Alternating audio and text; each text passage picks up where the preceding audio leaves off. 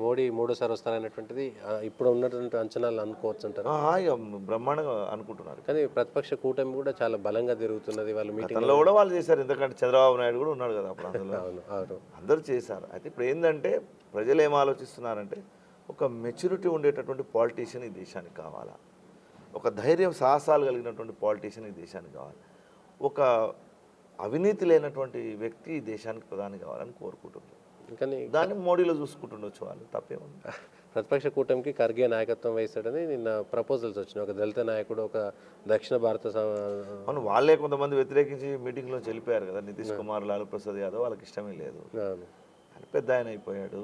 ఏదో కాంగ్రెస్లో ఇన్నేళ్ల తర్వాత ఒక పెద్ద మనిషిని పెట్టి నడిపిస్తున్నారు అంతే. ఓకే, అది ఉంటుందని ప్రభావం ఉండదంటారా? రాహుల్ గాంధీ కొంచెం బాగా జోడో యాత్ర చేసిన తర్వాత జోడయాత్ర రాహుల్ గాంధీకి రాజకీయ పరిజ్ఞానం ఇప్పించారు వాళ్ళు, ఒక రకంగా చెప్పాలి. ఓకే అంటే మనకు పాలిటిక్స్ ఎట్లుంటాయంటే అవి నేర్పించేటివి కావు, చేస్తేనే వస్తాయి వాళ్ళకి.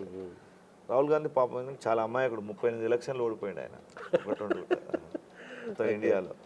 జోడో యాత్ర వల్ల అతనికి జరిగిన మేలు ఏంటంటే అసలు బట్టలు ఉతికే వాళ్ళు ఎలా ఉంటారు, హోటల్ అంటే ఎలా ఉంటుంది, ఛాయ్ కాకా హోటల్ ఎలా ఉంటుంది, బజ్జీలు ఎట్లా చేస్తారు, అందులో మిరపకాయ ఎట్లా దూరుస్తారు, ఇట్లాంటి దేశంలో పిల్ల కాలువలు ఎట్లుంటాయి, చిన్న చిన్న గుడిసెలు ఎట్లుంటాయి, లారీ డ్రైవర్లు ఎట్లుంటారు అని తెలిసినాయి అతనికి. ఆ మెచ్యూరిటీ వచ్చింది, అది మాత్రం చెప్పొచ్చు. అంటే అంతకుముందు అవన్నీ ఏమి లేవు. ఆయన బేసికల్గా చాలా పెద్ద ఫ్యామిలీ నుంచి వచ్చాడు కదా. రాజకీయం అందుకే నేను రాజకీయం చేయడం వేరు, రాజకీయం చెప్పడం వేరు. రాజకీయం చెప్పేవాళ్ళు చేస్తే ఈ దేశంలో సీతారాం యేచూరి ఎప్పుడో ప్రధానమంత్రి అవుతుండే. రాజకీయం చెప్పేవాళ్ళు ఈ దేశంలో ప్రధానమంత్రులు గారు. రాజకీయం చేసేవాడు అవుతాడు.